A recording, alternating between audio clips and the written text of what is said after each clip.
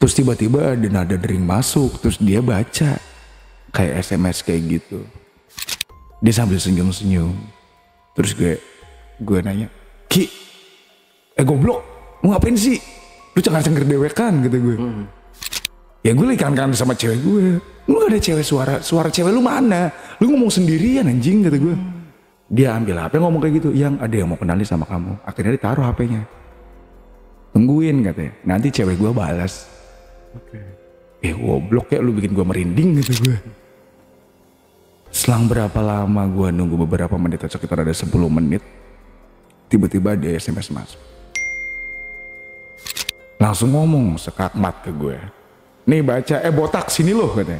Apa? Nih dibalas sama cewek gue. Isi chatnya, botak, lu gak percaya sama gue?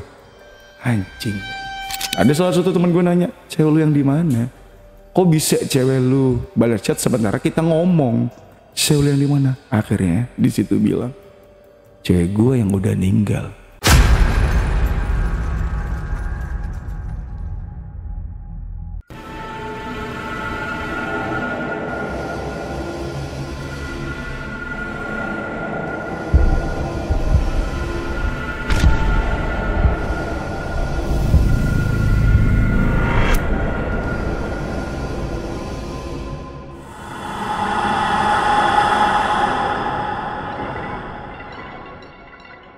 Assalamualaikum warahmatullahi wabarakatuh. Ketemu lagi dengan saya, Ale Jejak Backpacker. Tentunya dalam obrolan misteri Jejak Backpacker kali ini, kembali saya menghadirkan seorang narasumber yang pernah mengalami kejadian mistis. Seperti apa kejadian mistis yang dialami oleh narasumber kita pada malam hari ini? Langsung aja kita sapa narasumbernya. Assalamualaikum. Waalaikumsalam warahmatullahi wabarakatuh. Ya betul. Ya. Gimana Bang Apri, perjalanannya aman sini? Alhamdulillah ya, agak sedikit trouble. Iya. Macet ya? Macet ya lumayan lah. Oke, tadi berapa jam kesini? Berarti dari Jakarta Utara katanya? Iya sebenarnya tinggal di Jakarta Utara. Cuma tadi ada urusan lah ngantar bini ke Tangerang dulu. Jadi tadi OTW langsung dari Tangerang gitu. Oh, iya. Buset. Muter lagi ujung ya. Oke, Bang Apri ini katanya punya pengalaman mistis ya. Nah, itu boleh di spill sedikit dulu aja kisi-kisinya seperti apa nih cerita yang mau Bang Apri ceritakan nanti. Ya. Jadi kayak gua kan sempat ada pengalaman keluar negeri gitu. Terus diajak sama teman. Nah, teman yang ngajak gua ini kayak aneh aja gitu. Dia tuh punya cewek terus komunikasi by phone lah gitu kan pada tahun 2011 2012an gitu, by phone. Cuma dia bilang ceweknya udah nggak ada, udah meninggal gitu. Yang nggak masuk akalnya, kok bisa gitu komunikasi sama seseorang atau sama orang yang udah nggak ada tapi via telepon gitu, via SMS kayak gitu. Gila. Iya. Lama itu dia kayak gitu? Ya, saya pas kenal sama dia kurang lebih sekitar 2-3 bulan. Iya, hampir bareng-bareng terus sama dia tiap hari. Disimpan dulu aja kalau gitu, Bang. Ceritanya kita lanjut setelah ini ya. Tapi sebelum Apri menceritakan pengalaman mistisnya lebih lanjut lagi, saksikan setelah OMG yang satu ini. Kopi Liong Bulan. Nuansa legendaris di mana keunikan rasa dan aroma mengalir dari setiap biji kopi pilihan. Keistimewaan yang dipersembahkan bagi mereka yang menghargai cita rasa terbaik. Gurih dan aroma asli yang khas dibuat dengan sempurna. Kopi Liong Bulan, keajaiban dalam setiap aroma. Oke. Ya. Udah siap Bang Apri buat cerita? Oke. Atau mau minum dulu? Monggo silakan kopinya. Gak biasa nih, Iya. kayaknya agak tegang juga nih. Lalu begini dulu. Aman. Mantap. Oke. Oke, kalau gitu silakan Bang Apri. Ya, pada tahun 2011 2012 kan baru lulus tuh SMA waktu itu. Terus ada rencana emang pengen pergi ke luar negeri gitu. Cuma emang gue ini bukan tipikal orang yang kayak apa ya, kayak yang ruwet gitu. Pengen cari yang simple aja gitu, pengen yang instan aja. Akhirnya coba cari job via online kayak gitu. Akhirnya sering dapat lah itu job di salah satu platform gitu kan. Dan kenal yang ngajak jobnya itu ada orang Jakarta, orang Pademangan. Akhirnya diajaklah sama dia untuk pergi ke Malaysia, ke salah satu tempat judi terbesar di Malaysia waktu itu. Akhirnya setelah berapa lama komunikasi by phone, udah ketemu sama dia, langsung ketemu di Jakarta setelah banyak prepare yang sudah disiapkan, segala paspor udah siap, kenal sama dia, dan gak banyak komunikasi atau apa, langsung aja diputuskan buat berangkat ke Malaysia pada saat itu. Setelah akhirnya berangkat ke Malaysia, akhirnya berangkatlah bareng sama dia berserta kawan-kawan. Waktu itu satu grup ada sekitar 4 orang, termasuk teman aku itu. Sampailah di Malaysia. Pada saat itu belum dijelasin kerjanya seperti apa. Akhirnya udah ikut-ikut aja. Ikut-ikut sampai sana, akhirnya dijelasin kerjanya kita di tempat kasino. Nah, di situ kita ditugaskan untuk mencari poin, Bang. Dengan cara kita bermain balance di roulette. Gitu kan. Main balance di roulette, jadi gua masang odd, dia masang ya istilahnya masang ganjil sama masang genap kayak gitu kan. Jadi riskannya tuh tipis gitu. Paling riskannya tuh ada di angka 0. Kalau boleh turun di angka 0 itu baru kita kayak lose kayak gitu. Nah, hasil dari masang itu kita akhirnya dapat poin. 3 poin itu kita bisa dapat 1 kamar hotel. Dan akhirnya dari 1 kamar hotel itu nanti kita ada bos yang nampung kamar hotel itu buat dijual. Nah, sistem kerjanya seperti itu. Jadi kita tinggal di sana tuh dari hasil kamar hotel yang kita cari dari situ, cari hasil dari gambling balance itu. Nah, di situ akhirnya kita waktu itu dapat kamar hotel. Waktu pertama datang kita nggak rest dulu, nggak ada tempat rest, langsung kita ditugaskan untuk bekerja dan akhirnya pada saat itu kita udah dapat kamar hotel, 1 kamar hotel, dan kita langsung tempatin buat hari pertama kita rest di situ. Nah, di hari pertama sebenarnya semuanya terasa lancar-lancar aja. Selang berapa hari, nah si Iki ini yang bawa gue ke sana ini kayak aneh gitu tingkahnya. Dia tuh sering ngomong sendiri gitu. Cuma gue perhatiin ya mungkin dia lagi teleponan. Karena pada saat itu ya tahun-tahun segitu ya mungkin ya teleponan lah, belum ada WhatsApp pada waktu itu. Masih gunain BBM. Nah, dia lagi teleponan. Awalnya sih masih tak lihat ya mungkin sama ceweknya gitu. Cuma tak perhatiin kok lama-kelamaan. Kok nggak ada suara saut dari ceweknya gitu Bang. Ya selang berapa lama tak perhatiin lagi. Kok dia bisa ngomong sendiri gitu. Akhirnya saking penasarannya aku tegur. Ki, lu ngapain? Lu ngomong sama siapa? Udahlah lu diem dulu aja. Gue lagi kangen-kangenan nih. Kok makin aneh, makin ngomong, tapi HP-nya ditaruh. Terus tiba-tiba ada nada dering masuk, terus dia baca kayak SMS kayak gitu. Dia sambil senyum-senyum. Terus gue nanya, Ki, goblok, lu ngapain sih? Lu cengar-cengir dewekan gitu gue. Ya gue lagi kangen sama cewek gue. Lu gak ada cewek, suara cewek lu mana? Lu ngomong sendirian anjing kata gue. Lu ngapain? Iya gue lagi komunikasi sama cewek gue. Udah lu diem aja sih. Enggak, bentar lagi. Cewek lu mana? Lu teleponan sama siapa? Gue gak telepon, gue ngomong sama HP. Terus cewek lu mana suaranya? Ya dia balas pakai chat, pakai SMS. Lu serius ya? Lu ini ngomong Ki. Kok dia balas pakai SMS? Sementara lu dari tadi gak ngetik. Lu ngapain? Ya gue komunikasi sama cewek gue. Bentar, coba deh sekarang lu ngomong. Lu buktiin kalau lu lagi komunikasi sama cewek lu. Gue nanya kayak gitu. Yang Kata si Iki, ada yang mau kenal nih sama kamu. Dia ambil HP ngomong kayak gitu, yang ada yang mau kenal nih sama kamu. Akhirnya ditaruh HP-nya. Tungguin katanya, nanti cewek gue balas. Oke. Goblok ya, lu bikin gue merinding gitu gue. Selang berapa lama gue nunggu beberapa menit, sekitar ada 10 menit. Tiba-tiba ada SMS masuk. Langsung ngomong sekakmat ke gue. Nih baca, botak sini loh katanya. Apa? Nih, dibalas sama cewek gue. Isi chatnya, botak, lu gak percaya sama gue? Anjing kata gue. Ki, yang bener kata gue. Ini siapa? Ya cewek gue.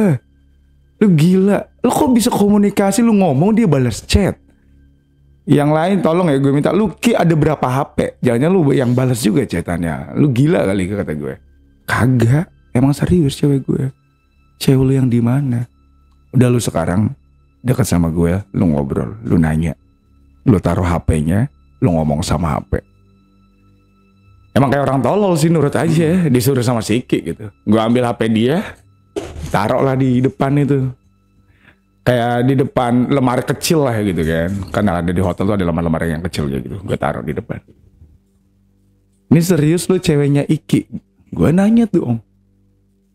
Akhirnya gue nanya, ini serius ceweknya Iki? Kok lu bisa sih gue ngomong lu balas SMS?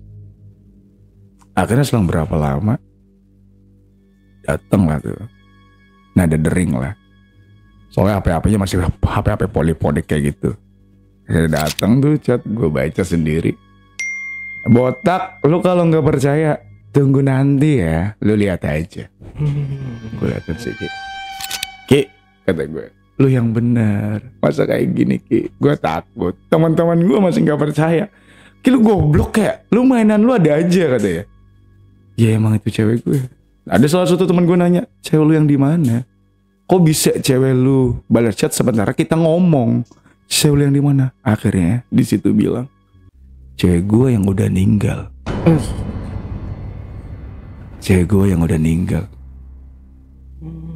Gue sama teman-teman sempat bengong. Lu yakin orang udah ninggal bisa secanggih itu teknologinya di sono kata gue. Bisa kayak gitu. Kagak percaya gue Ki. Teman-teman gue yang lain pun gak ada yang percaya di situ. Gak ada yang percaya. Sama pikir, ya coba kalian pikir aja. Gue dari tadi ngomong, si Apri ngomong, HP ditaruh, terus dibalas. Gue nggak ada HP lagi selain ini. Pikir aja gimana. Akhirnya teman gue ini ngecek chatannya, nomornya itu 4 digit. Logikanya nomor 4 digit itu kalau di Indonesia ya mungkin nomor-nomor yang buat kuis-kuis kayak gitu, ketik rek spasi primbon misalnya, ketik rek spasi hahahi atau apa gitu kan. Ya buat ikut kuis-kuis kayak gitu. Cuma posisinya waktu itu di Malaysia. Dia mau cari nomor kayak gimana 4 digit di sana. Dia orang penting, kagak sama kayak kita. Hitungannya kita pekerja ilegal. Punya akses apa dia? Gak ada akses apa-apa. Buat dapetin nomor 4 digit itu. Ada fotonya. Foto mantannya yang dibilang udah meninggal. Ada foto mantan yang udah dia bilang udah meninggal dan ada nada dering di situ. Akhirnya nanya gue, kalau bisa komunikasi sama orang yang udah meninggal, kata gue. Yang herannya yang nggak masuk logika, orang bakal ceritain kayak gimana pun tentang kejadian ini nggak akan percaya. Gue nggak ada kok gue cerita sama siapa-siapa katanya. Gue ngerasa gue enjoy aja komunikasi sama cewek gue. Gila lu, sementara gue tahu kelakuan lu bilang itu cewek lu.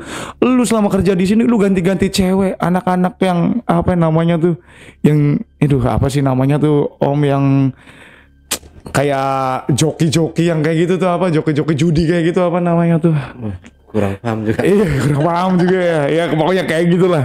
Yang tukang muterin kayak gitu, yang jadi bandarnya kayak gitu. Oh, iya. Joki judi lah. Iya joki judi lah ya. Lu pacarin banyak banget. Iya emang gue pacarin. Tapi lu perhatiin deh, cewek-cewek yang gue pacarin di situ mirip nggak kayak yang dipoto-potongannya. Gue perhatiin karena gue deket sama dia, kemana-mana bareng sama dia, gue tahu cewek-cewek dia. Dan dia iya Ki, rambutnya pendek semua kan. Chinese semua kan. Kata dia, iya. Dia mesen sama gue gak akan ninggalin elu, gak akan ngelepasin elu. Kata almarhumah sebelum sempat pesan kayak gitu. Gue gak akan ngelepasin elu, gak akan ninggalin elu sebelum elu dapetin cewek seperti gue. Awalnya seperti itu yang dia omongin. Akhirnya gue nanya di situ. Cuma masalah kayak gitu dia masih ngikutin elu. Sebenarnya ada sih hal-hal yang lain, kata dia, yang sampai sekarang cewek gue ini belum bisa ninggalin gue. Ada alasan lain. Apa? Gue nanya, lu cerita aja nggak apa-apa. Alasannya apa? Kata Siki, gue sempat ada janji sama dia. Gue mau diajak sama dia buat main ke galeri musik dia yang ada di Bali. Itu janji itu udah gue penuhin. Dan gue herannya kakeknya dia bisa sampai tahu kalau si almarhumah ini ada janji sama si Iki. Nah gue bingung dah, itu gimana bisa sampai tahu kakeknya. Nah dan juga janji yang kedua ini pengen main piano bareng. Nah janji yang kedua ini secara logikanya mungkin yang pertama udah kesampaian gitu ya. Diajak sama kakeknya ke galeri musiknya yang ada di Bali. Udah kesampaian. Nah yang kedua ini main piano bareng. Gimana caranya orang yang sudah meninggal main piano bareng sama posisi Iki yang sekarang masih hidup gitu. Makanya dari situ Iki bilang, cewek gue gak akan pernah ngelepasin gue. Sekalipun gue sekarang sering gue ganti cewek, gak akan pernah ngelepasin gue. Karena ada janji itu yang belum bisa gue tepatin, kata Siki. Nah udah kayak gitu, setelah cerita panjang lebar akhirnya udah rehat lah itu. Rehat. Keesokan harinya kita mulai kerja seperti biasa. Kerja seperti biasa, setiap hari kita dapat gonta-ganti hotel ya kan. Gonta-ganti kamar hotel di Hotel First World di sana. Karena Hotel First World itu salah satu hotel yang memecahkan rekor dunia, Om. Dengan kamar terbanyak di seluruh dunia. Guinness Record itu ada di Hotel First World dan kita tinggal di situ. Karena kita kerja cari poin dan kita dapetin kamar hotel. Nah, di situ kita ganti-ganti terus tuh kamar. Nah, karena saking isengnya sering lah gitu tuh kayak bolak-balik ganti kamar terus ya namanya umur-umur masih muda segitu ya kan baru lulus SMA gitu. Iseng-iseng ya semua kamar tingkat-tingkat yang kayak gitu dipencetin tombol-tombolnya. Iya, lip-lipnya itu dipencetin semua tombol-tombolnya. Nah, ada salah satu tombol yang heran gitu. Ini tombol kenapa nggak bisa dipencet? Iya, dari lantai 1 sampai lantai, ya seingat gue lantainya sampai 27 lantai lah. Lantai 1 sampai lantai 27 ini ada salah satu lantai yang nggak bisa dipencet. Bisa tebak Om, lantai berapa? 13. That's right, lantai 13.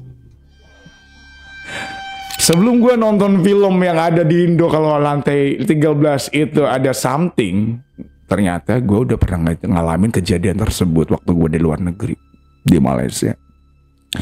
Dari sekian banyak lantai yang ada di sana, lantai 13 yang gak bisa gue tekan. Dan itu jadi salah satu rasa penasaran terhadap kita teman-teman gue, termasuk gue sendiri. Nah di situ pas banget waktu kita cari poin, kita dapat kamar di lantai 14. Nah pas dapat kamar di lantai 14 ini kayak beneran banget nih. Pas banget lantainya di kamar 14. Kepo tadu. Di situ kayak ngerasa bisa nih kita main ke lantai 13. Ya kan? Tapi sebelum itu Siki nanya dulu sama si almarhumah. Karena gue juga udah ngerasa komunikasi sama dia, Siki nanya dulu nih. Ya biasa dengan cara yang biasa, taruh HP di depan dia ngomong sama HP. Yang kalau misalkan aku sama teman-teman main ke lantai 13 gimana? Akhirnya nggak selang lama masuk lah SMS dia. Kata si Ella, Ya udah nggak apa-apa, tapi gue nggak bisa ikut ya.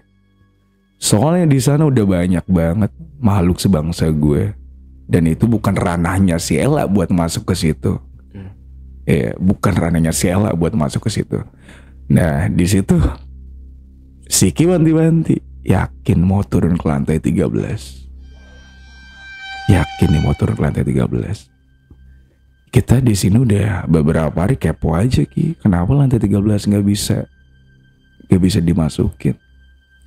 Akhirnya ngumpul dari tuh, ngambil suara. Ya akhirnya setuju semua buat main ke lantai 13. Akhirnya di situ udah prepare semua, siap didokumentasiin ya. Waktu itu masih kamera Sony Ericsson ya, masih tahun segitu lah, belum terlalu canggih-canggih banget. Akhirnya salah satu teman gue dokumentasiin, masuk lewat tangga darurat Om, karena nggak bisa kan kita lewat lift, karena lift kan nggak berfungsi tombolnya. Kita masuk lewat tangga darurat. Pas masuk tangga darurat, pas kita buka pintu tangga darurat di lantai 13, anginnya kayak ngerasa gede banget Om, keluar di tangga itu, ke tangga itu. Udah kayak ngerasa gede banget, mulai merinding. Ditanya, aku nanya sama mereka, balik aja yuk, perasaan gue gak enak. Si Ella pun gak berani masuk, kata gue. Lu yakin mau masuk ke tempat ini? Udah gak apa-apa katanya, bismillah aja. Dia bilang kayak gitu. Akhirnya udah, dengan perasaan campur aduk lah gue juga. Kayak perasaan campur aduk, yakinin aja udah bismillah aja gitu. Masuk. Akhirnya masuk, lampu semuanya emang dinyalain di lantai gitu, dinyalain. Dan pintu semuanya tertutup awalnya tertutup ya. Terus kayak coba namanya kita kepo. Ya udah kita telusuri tuh Om, dari kamar ujung ke ujung. Kita telusuri. Kayak kita buka, ya kan dari ujung dulu kita buka satu persatu pintunya. Emang nggak ada apa-apa, nggak ada kasur, nggak ada apa-apa, semuanya kosong. Tapi lampu tetap diterangin di situ. Semuanya kosong. Dan yang nggak tahu ya, mungkin apa ya, kalau kayak kata orang ini aura negatif tuh, kayak bawaannya tuh kalau masuk ya mungkin masuk ke tempat kayak gitu tuh badan nih kayak ngerasa berat aja gitu. Terus hawanya tuh kayak nggak enak aja. Bau-bauannya tuh campur aduk, kayak bau wangi, kayak bau anjir, kayak bau apa kayak campur aduk aja di situ. Nah kayak udah nggak tahu, udah nggak jelas, perasaan udah nggak jelas. Udah tuh ditelusuri dari ke ujung ke ujung, nggak ada apa-apa ya kan. Pokoknya secara kasat mata nggak nemuin apa-apa kita. Akhirnya udah keluar tuh kayak badan emang masih ngerasa berat banget, mungkin kayak ngerasa. Jadi pikiran negatif terbawa negatif aja gitu rasanya, kebawa negatif aja, takut kenapa-napa gitu. Akhirnya udah kelar, kita naik, kita review video di kamar. Setelah di review, pokoknya pas selang jalan di lantai 13 itu ada waktu 7 menit atau 8 menit. Kaget gitu, kayak nemuin wajah kayak gitu, nemuin wajah orang dinasti kayak gitu. Orang tua dinasti yang jenggotnya panjang, terus kayak pakai pakaian perang dinasti kayak gitu. Kayak di lantai gitu, nggak berwarna sama sekali, cuma kayak sebatas bayangan kayak gitu. Kaget aja. Ini apaan gitu? Ini apaan?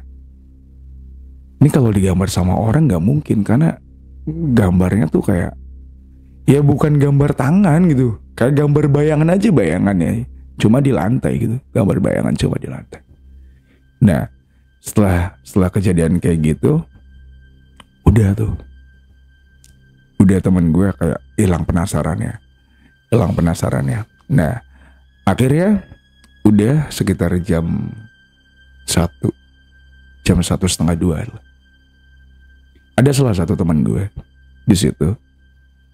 Pas gue bangun tidur, kebangun lah gue. Yang gue herannya, dia berdiri di depan pintu Om.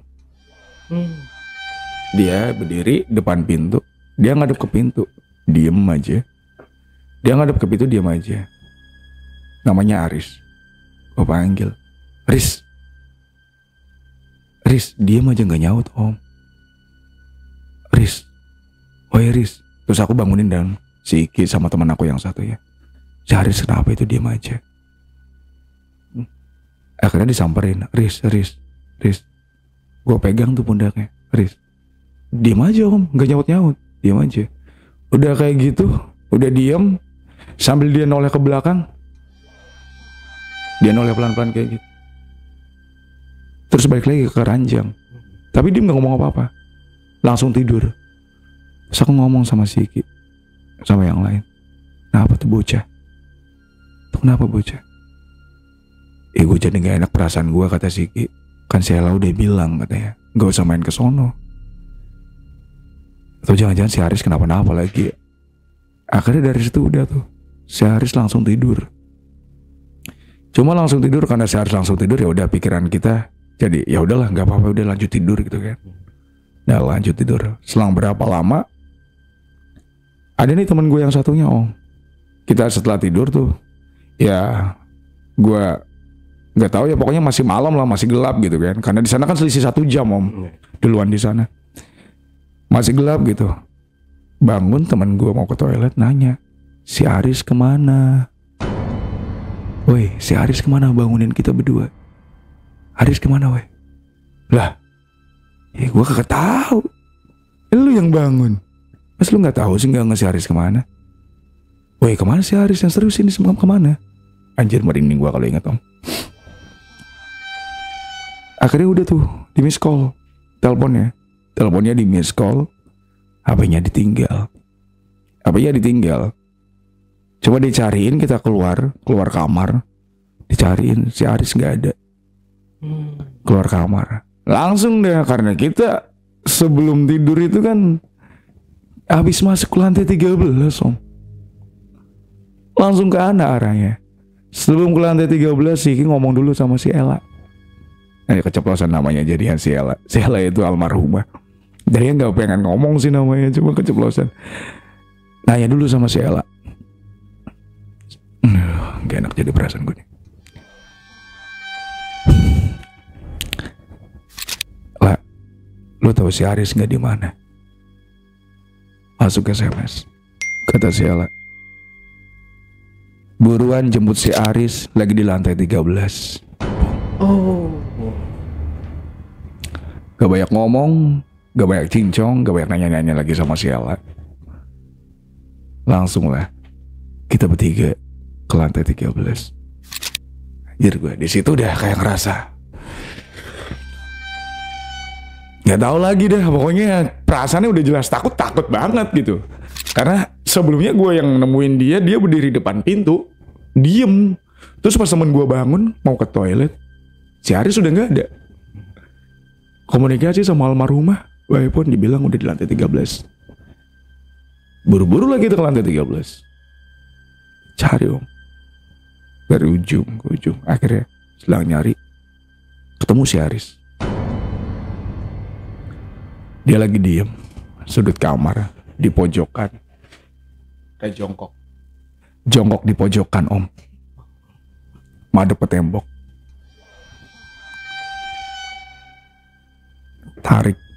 Kita tarik kan, Siki narik. Riz balik Riz, lu ngapain di sini? Balik Riz. Berontak om.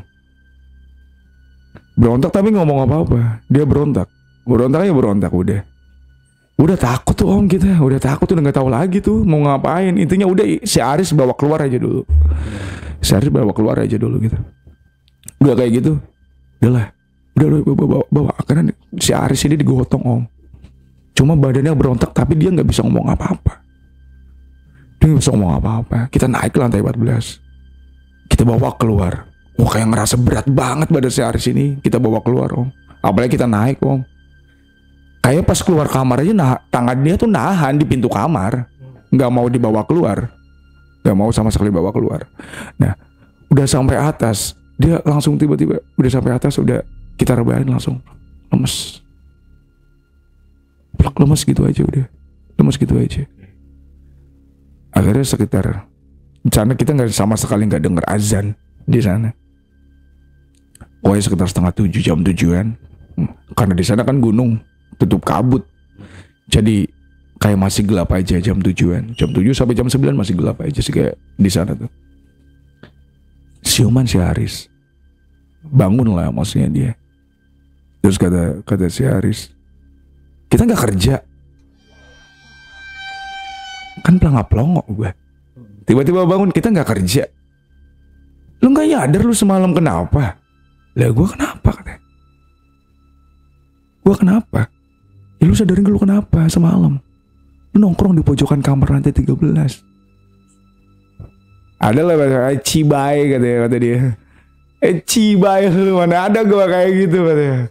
Lanci lah masa sana kan katanya. Karena kita kerja sama orang Cina biasa ngomong kayak gitu. Cibai lu mana ada gue kayak gitu. Tanya sama yang lain. Siki jelasin. Riz, lu semalam ada yang dirahasiain gak? Gak ada.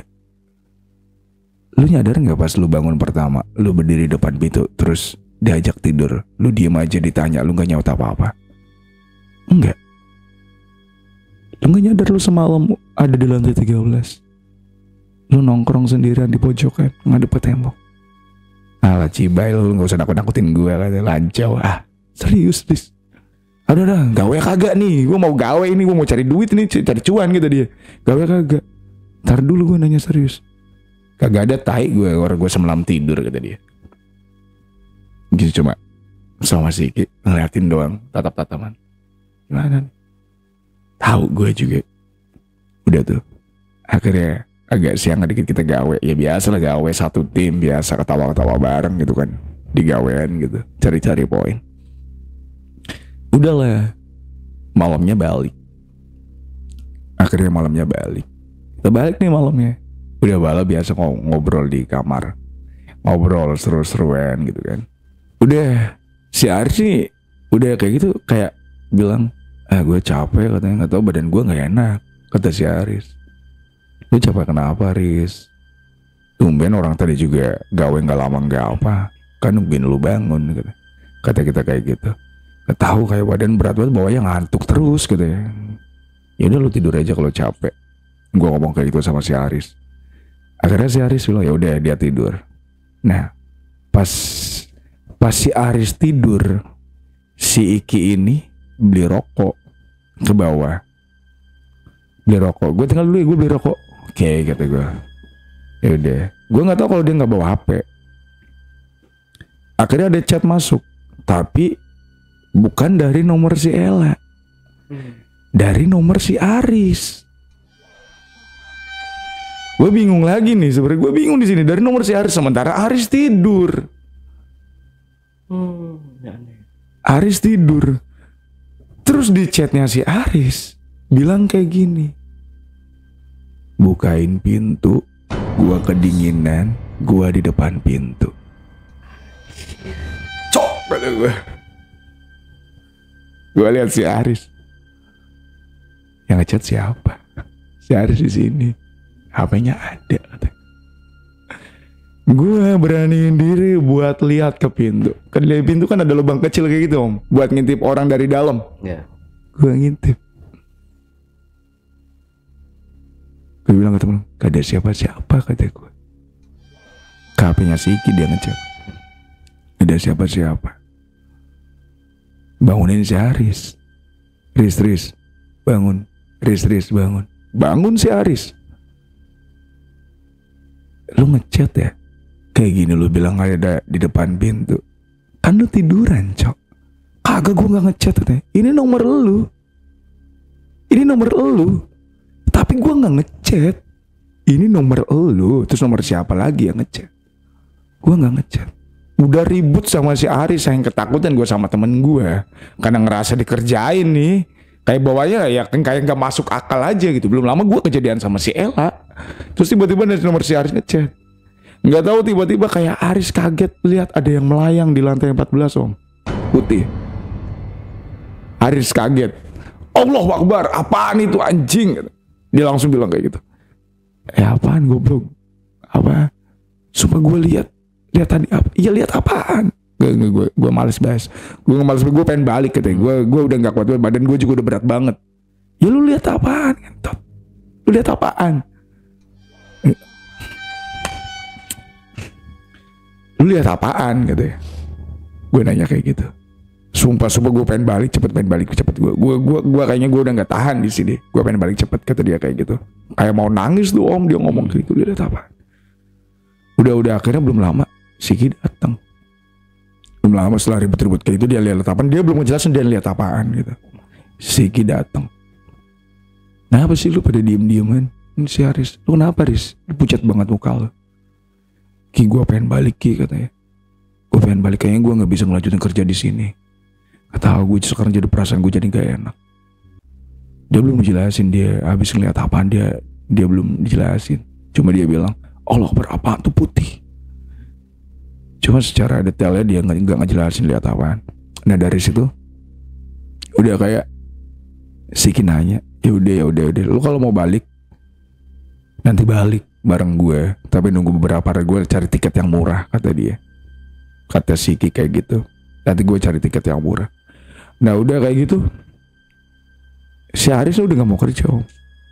Udah gak mau kerja. Bawaannya tuh udah kayak, udah aneh aja tingkahnya. Sambil nungguin tiket dia tuh udah kayak aneh aja gitu.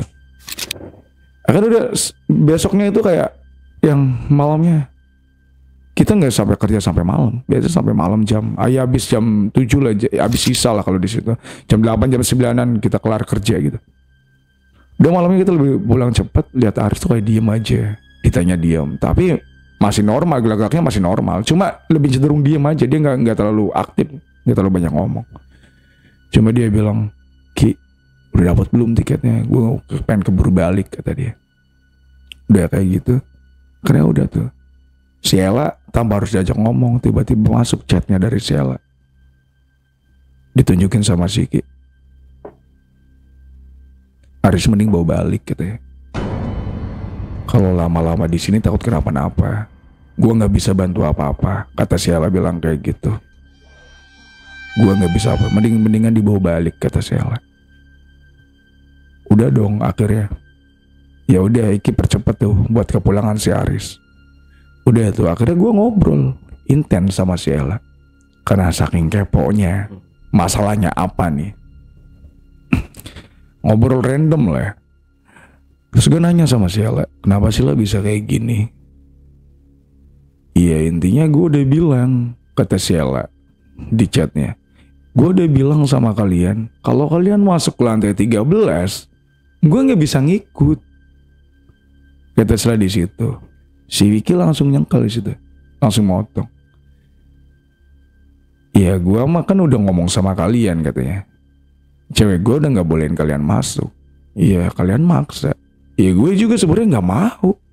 Gak mau, perasaan gue juga udah gak enak mau masuk, ngapain. Kata si ya udah sekarang mah udah kayak gini mau kayak gimana. Ya udah mending si Haris dibalikin aja, katanya. Akhirnya gue ngomong lagi sama si Ella. Lah ini caranya gimana biar si Haris baikan gitu, biar gue juga masih bisa ditemenin sama Siki. Biar kita masih satu grup lah ibaratnya, nggak mau ada yang hilang. Kalau si yang hilang kan Siki kan leadernya kita, pincang kita, pincang. Maksudnya pincang nanti main buat cari poinnya malah nggak jadi gitu om. Nah dari situ ya mau kayak gimana nih, kata Sikinya. Ya urusannya nyawa kalau kayak gini. Apalagi ini daerah orang. Oh nggak bisa, katanya. Dia harus dibawa balik. Sela masuk lagi chatnya. Dia bilang, botak, katanya. Lu mendingan ikut balik, katanya. Lu mendingan itu balik. Ya daripada lu di sini, lu sengsara, katanya. Gue jamin lu bakal sengsara. Gue nggak didengerin tuh, maksudnya bukan nggak didengerin.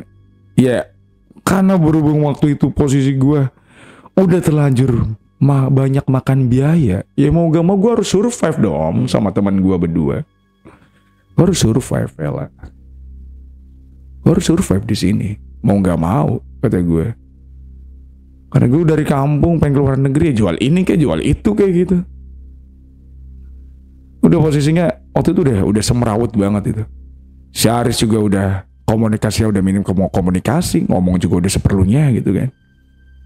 Nah, udah dari situ tiba-tiba pas lagi enak-enak ngobrol, ada yang ngetok om pintu. Tok tok Apaan? Siapa yang ngetok? Udah belum semua, siapa yang ngetok? Si teman gue yang satu nyuruh gue, lu liatin lah, gue kagak berani kata gue. Yang terakhir aja waktu si Aris ngechat ke nomor si Iki, gak ada siapa-siapa kata gue. Takut gue, apalagi si Ala bilang gue suruh balik. Enggak lah, lu aja yang dilihat. Tok, tok. Selang lama ada ketukan lagi depan pintu. Akhirnya si Iki yang lihat. Anjir, gak ada siapa-siapa kata setelah Iki lihat. Aduh, mending pada balik semua dah daripada di sini, kata si Iki. Terus mending balik, gue pesenin tiket deh. Gue balikin biaya kalian buat ngasih gue. Mending balik lah, selamatin diri aja, kata dia. Nah dari situ kayak mulai udah nggak karuan. Akhirnya gue kayak nanya sama si Ki, Ki bener Ki, kan lu kan kata lu dan gue juga nyaksiin, lu sama si Ella nih udah beda alam. Masa si Ella nggak bisa kasih arahan buat kayak gimana? Lu mah emang katanya. Kasih lu udah bilang lu suruh balik sama gue, suruh balik semua, lu ngapain stay di sini lama-lama? Gue udah banyak keluar modal Ki, tolong. Lu milih lu masih mau hidup di sini, masih mau hidup, apa lu konyol di sini? Konyol gimana? Ya lu udah tahu di kayak wanti-wanti kayak gitu sama almarhum.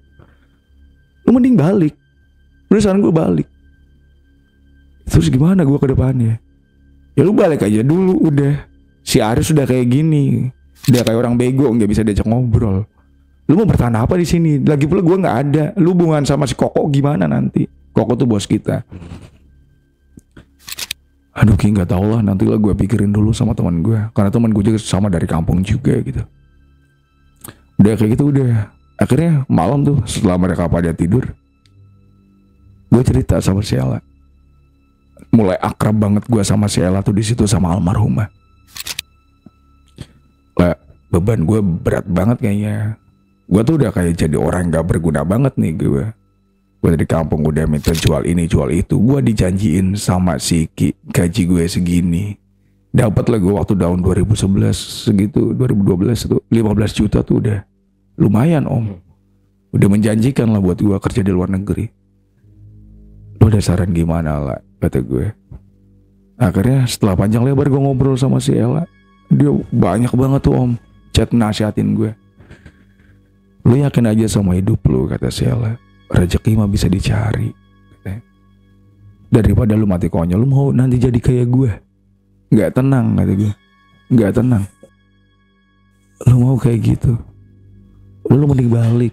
Lu ceritain semuanya apa adanya sama keluarga lu tentang keadaan lu yang ada di sini, kata si Ella kayak gitu. Ya gue bilang, ya udah lah kalau kayak gitu, gue balik aja ngikutin omongan lu, kata gue. Akhirnya lama lah, masuk lagi. Iyalah, lu masih muda, tenang aja kok. Kalau lu udah ceritain semuanya, orang tua lu juga pasti bakal ngerti gitu. Dia nasihatin gue dan akhirnya gue akrab sampai situ. Dan gue sempet nyeleneh sama dia. Lah, lu kok kenapa sih lu bisa ninggal gitu?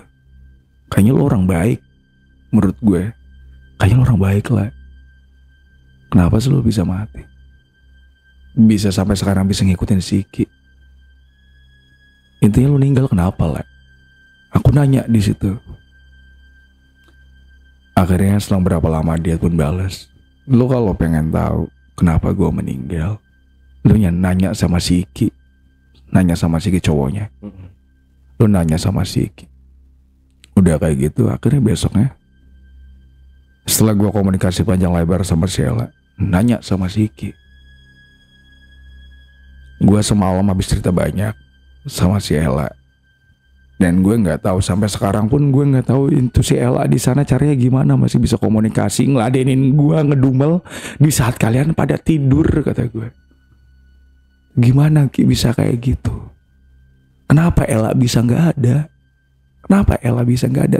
Orang baik kayak dia yang sampai nasihatin gue kayak gitu, kenapa bisa nggak ada? Akhirnya dijelasin sama Siki di situ kenapa si Ella bisa meninggal. Pada saat itu si Ella yang waktu itu mau les karena dia kan anak seni, jiwa seni, anak musik kayak gitu. Mau main musik atau mau les musik. Si Iki mau ngajakin dia buat jalan bareng. Karena si Iki udah lama buat nabung gitu, pengen ngajakin dia lah buat jalan gitu. Tapi si Iki nggak tahu kalau si Ella ini mau les musik. Otomatis pas ngubungin si Ella bilang, aku ada les hari ini, kalau besok gimana? Kata si Iki, gimana sih? Cancel dong katanya. Ikut sama aku aja, aku udah nyelengin duit buat kamu, buat jalan bareng sama kamu. Ya gimana nanti aku kena omel papa? Ya masa nggak bisa, tolong dong diusahain, kata si Iki. Nah, debatlah dulu di situ, kata si Iki, debatlah dulu di situ. Sampai Iki kayak kesel banget gitu sama si Ella, nggak mau nurutin ajakan dia. Nah di situ pas tahu si Iki ngambek, akhirnya si Ella cancel jalan buat lesnya. Lesnya di cancel lah sama dia gitu. Karena si Iki keburu ngambek, akhirnya udah kamu les aja lah, kata si Iki. Kamu les aja nggak apa-apa, besok aja. Aku udah nggak mood, kata dia. Udah males aku juga, ngapain juga gitu kan. Udahlah, kamu jalan aja. Kata Sela udah ditegasin. Kata si Iki. Elanya udah nagasin ke si Iki. Benar nggak mau. Aku udah bilang papa loh. Aku mau ada urusan, katanya. Papa udah ngizinin. Udah nggak apa-apa, kamu berangkat aja. Kata si kata si Iki kayak gitu. Kamu berangkat aja. Ya udah deh yang kalau kayak gitu, kata si Ella. Dimatiin sama si Iki teleponnya. Akhirnya Ella berangkat. Menurut penuturan si Iki, pengakuan si Iki, Ella berangkat. Berangkat akhirnya kecelakaan di jalan sama bokapnya. Di tol. Udah nggak apa-apa, mobilnya kebalik. Si Ella sama bokapnya meninggal di tempat kejadian. Si Ella sama bokapnya meninggal di tempat kejadian. Terus kenapa? Setelah itu kenapa Ella sampai belum bisa tenang? Aduh maaf ya, ini buat keluarga, semoga aduh masih kayak nggak enak gitu, takut nonton gitu kan. Sorry gue ceritain di sini. Gue minta izin ya buat keluarga, ya keluarga si Iki gitu, buat brother gue barangkali nonton. Penuturan si Iki, si Ella dan keluarganya ini kayak ada nganut ilmu nyimpang kayak gitu, menyimpang gitu. Iya, jadi masih ada, mungkin kakeknya sampai tahu, padahal kakeknya nggak pernah dikasih tahu. Kok bisa tiba-tiba kakeknya nih ngajak si Iki ke galeri musiknya? Padahal itu cuma ngomong sama Iki doang. Tapi kakeknya sampai ngajak si Iki buat ke Bali, dan Iki bener ke Bali. Dan gak dijelasin cara komunikasinya seperti apa, dikasih taunya seperti apa. Cuma yang jelas sampai sekarang Ella ini belum bisa tenang karena ada salah satu janji yang belum bisa main piano bareng itu. Logikanya emang gak bisa karena udah beda alam. Iya. Gitu. Akhirnya Iki udah jelasin itu semua. Udah kelar dia jelasin, ya udah. Akhirnya udah Ki, gua paham kok sekarang. Gua paham. Cuma cerita lu ini kalau diceritain ke orang lain, mungkin disampaikan ke orang lain kayak nggak masuk akal. Alat digital bisa jadi via komunikasi oleh makhluk yang mungkin udah beda alam, beda dimensi sama kita. Caranya gimana? Keren ya si Ella. Caranya gimana? Kayak gue kalau gak ngalamin sendiri om, gak akan percaya. Tapi dia hanya SMS aja. SMS gak ada suara apapun, gak ngomong. Pernah nelpon atau gak pernah SMS. Logikanya 4 nomor, pokoknya kata gue logikanya 4 nomor mau cari di mana di Malaysia. Dia orang penting bukan, dia orang kaya juga enggak. Dapat dari mana? Udah itu aja. Gue berapa kali gue sampai gue cerita sama teman-temannya, emang iya ya, emang bisa ya. Ya gue juga kalau nggak ngalamin sendiri gue nggak akan percaya. Konyol cerita gue. Sumpah mampus gue berani mati gue ngalamin hal ini. Sumpah gue berani mati gue ngalamin hal ini gue. Dan itu kejadian sama diri gue sendiri. Gue di dimensi itu. Ya ada hal yang bisa ngelakuin seperti itu. Gitu. Finally akhirnya udah dipesenin tiket. Gue udah ngobrol panjang lebar sama si Iki. Kenapa Ella bisa meninggal seperti itu? Kenapa Ella masih bisa komunikasi sama Iki seperti itu? Seperti itulah kejadiannya. Nah, terus pada saat itu, ya gue balik kok. Tiket itu sudah dipesan semua. Gue balik. Sebelum balik, gue pamitan sama si Ella. Lah, thank you kata gue. Ngomong biasa sama apa? Thank you sama omongan lo. Setelah gue pikir-pikir ya, gue masih sayang sama keluarga gue. Ya gue mutusin buat balik aja lah. Gue doain semoga lu bisa tenang di sana, kata gue. Kasihan Ikinya, mau sampai kapan lu ngikutin si Iki, kata gue. Udah kayak gitu, balas sama dia. Hati-hati ya. Nanti kita kalau ketemu lagi, lu ketemu lagi sama Iki, nanti kita komunikasi lagi. Ya, akhirnya gue pulang ke Indo.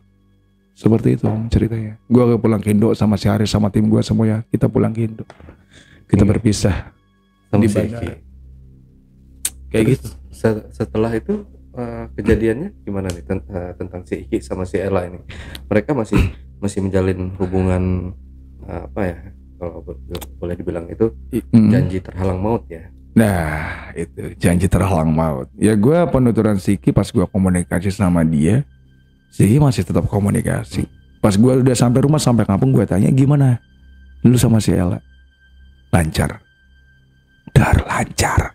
Lancar sama orang yang udah beda alam. Gak masuk akal. Coba gue ngalamin lagi. Ya udah itu. Dia mungkin sampai sekarang pun mungkin masih lancar komunikasinya. Sampai sekarang Iya, mungkin masih udah puluhan tahun, belasan tahun ya. Iya, belasan tahun. Kayaknya sampai sekarang masih lancar mereka. Pasti ya kita sebagai orang awam mungkin nggak akan percaya, tapi itu yang dialamin gitu. Benar nggak masuk sih di Nggak masuk di logika. Itu sampai gue berani sumpah-sumpahan sama teman-teman gue, itu kejadian sama diri gue. Lu mau nyumpain gue apapun, itu emang kejadian. Antara ada dan tiada. Iya. Cinta beda dunia. Cinta beda dunia. Ya itulah. Tapi mungkin kalau di si Iki ini memenuhi untuk main piano bareng gitu. Ya mungkin aja ya udah selesai mereka dan si Ella pun akan pergi dengan tenang. Iya. Kemungkinan seperti itu. Jadi gue sempet kayak mungkin ada filmnya juga Maksudnya bukan film dari Iki. Ada, nggak tahu film itu dari mana, tapi ceritanya hampir sama kayak si Iki. Film-film Taiwan kayak gitu. Oh. Jaicho ya, atau siapa artisnya mengajak main piano bareng cuma beda alam gitu. Mungkin kayak gitu. Tapi ini bener real kenyataan kejadian sama gue bisa komunikasi sama orang yang mungkin udah beda alam sama gue. Nah itu berarti di lantai 13 itu memang nggak difungsikan, tapi banyak kamar-kamar nggak sih? Banyak, kamar-kamar banyak. Sama sekali nggak difungsikan, lampu nyala semua, cuma setiap kamar kosong semua. Kosong, nggak ada apa-apa. Tapi kayak persembahan gitu ada nggak? Ada. Gue lewat ya Pak. Ada persembahan kayak gitu ada. Cuma kayak persembahan kayak orang-orang Hindu itu kayak apa ya, kayak sesajen, kayak jeruk-jerukan, dupa kayak gitu. Okay. Kayak gitu ada itu. Ya mungkin buat tolak bala lah ya. Iya mungkin seperti bagi itu. kepercayaan mereka. Iya. Oke, kemungkinan besar sih kalau di sana bukan Hindu ya, Buddha kali. Iya, Buddha ya, Buddha. Kalau Hindu kan berarti Hindu. India yang banyak di sana kan ya? Ya, India, Chinese. India. Chinese. Oke, Bang Apri, pengalaman yang luar biasa sih, ya itu tadi. Teman-teman boleh percaya, boleh enggak gitu. Iya. Karena ini yang dialami langsung oleh Bang Ya, Apri. betul. Gitu. Memang saya pun tadinya, wah ini nggak masuk logika. Nggak masuk logika. Kalaupun nggak percaya, anggap aja ini hiburan ya buat teman-teman semua. Iya. Apa yang dialami oleh Bang Apri ini. Iya, betul. Iya, serem banget ya kalau ngalamin langsung Bang ya. Iya, bener. Kalau ngalamin langsung ya nggak tahu lah. Cuma ya mungkin karena ya cinta itu buta bener sih ya. Sekali udah ada beda alam tetap dijalanin. Saking butanya. Iya. Oke, Bang Apri, dari sini atau dari kisah yang dialami oleh Bang Apri ini apa yang dapat disimpulkan dari pengalamannya ini, atau mau kirim pesan-pesan ke teman-teman di rumah, silahkan. Oke. Yang gue simpulin sih, ya Tuhan menciptakan kita tuh hanya bukan sebatas kita sebagai manusia gitu. Ada hewan, tumbuhan, ya pokoknya di alam semesta ini ya ada beberapa yang pernah gue alamin kejadian astral, dan salah satunya tadi gitu, yang benar-benar gak bisa ditangkap logika. Itu aja sih. Terus ya thank you banget buat teman-teman ya yang udah nonton video gue. Buat orang Majalengka nih ya, gue dari Majalengka juga, salam-salam buat teman-teman di Majalengka ya, nyokap gue, bokap gue ya. Ya mungkin itu aja sih Om ya. Ya istri gue yang nemenin gue ya. Halo sayang. Yang cantik ya Bang. Cantik di sini. Soalnya takutnya dikomplain, kamu gak bawa nama aku.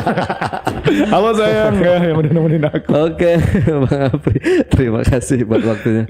Oke teman-teman, itulah tadi obrolan misteri Jejak Backpacker bersama narasumber kita Bang Apri. Jangan lupa untuk selalu support channel YouTube Jejak Backpacker dan channel YouTube Ale Jejak Backpacker. Buat teman-teman juga yang punya pengalaman menarik dan ingin bercerita langsung di studio Jejak Backpacker, teman-teman dapat menghubungi admin melalui nomor WhatsApp di 0858 47683 atau di 0852 1234 5683. Wassalamualaikum warahmatullahi wabarakatuh. Waalaikumsalam. Oke Bang Apri, terima kasih buat waktunya Bang Apri. Silahkan diminum lagi kopi liongnya. Kopi liong Bogor banget. Sampai jumpa. Sampai jumpa. Mantap kan Bang? Mantap.